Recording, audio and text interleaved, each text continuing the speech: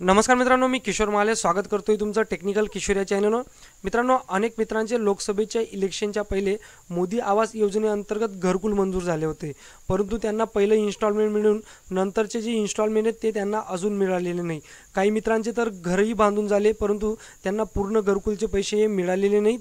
अशा मित्रांसाठी एक अपडेट आलेली। आज राज्य सरकारने मोदी आवास योजनेअंतर्गत जेवढी घरं असतील त्याबद्दल एक शासन निर्णय काढलेला आहे। काय तो शासन निर्णय आहे इन्स्टॉलमेंटच्या रिगार्डिंग, तोच मी तुम्हाला आज सांगणार आहे या व्हिडिओमधून।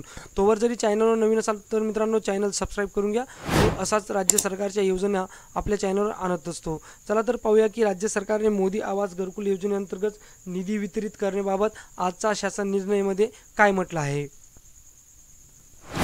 मोदी आवास घरकुल योजनेअंतर्गत सन 2023-24 ते सन 25-26 या 3 वर्षात 10 लाख घरे बांधण्याचे नियोजन आहे।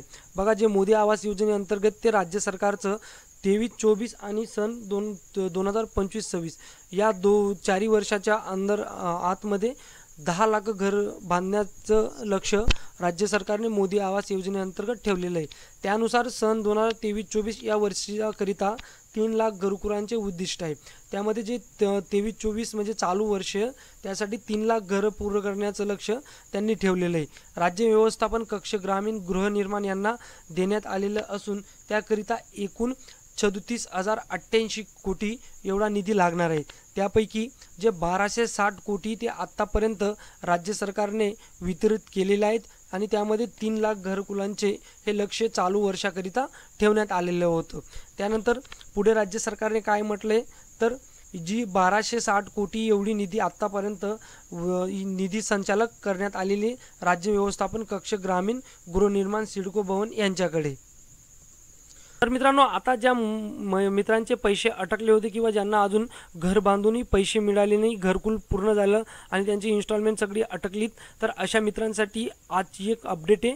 राज्य सरकारने मोदी आवास घरकुल योजनेअंतर्गत एकूण 40 कोटी रुपये मंजूर केलेले आहे। आज 40 कोटी आता वितरित करण्यास सांगितलेले। ज्यांचे इन्स्टॉलमेंट अटकले होते किंवा ज्यांचे पैसे अजून मिळालेले नव्हते, तर अशा मित्रांपर्यंत हे पैसे पोहोचतील। राज्य सरकारने आजच्या JRच्या माध्यमातून ही माहिती दिलेली की ज्या मित्रांचे मोदी आवास योजनेअंतर्गत घरकुल मंजूर झाले आहेत आणि त्यांना इन्स्टॉलमेंट मिळाले नाही, तर त्या अंतर्गत आता 40 कोटी रुपये अजून अतिरिक्त मंजूर करण्यात आलेले आहेत। तर ज्यांचे इन्स्टॉलमेंट अटकले होते त्यांना लवकरच पैसे पोहोचतील।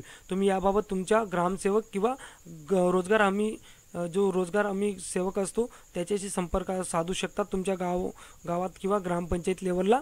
तर अशा पद्धतीने आज मोदी आवास घरकुल योजनेबद्दल एक मोठी अपडेट राज्य सरकारने दिलेली आहे।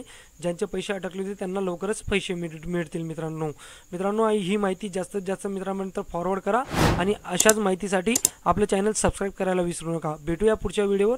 तोवर जय हिंद, जय महाराष्ट्र मित्रांनो।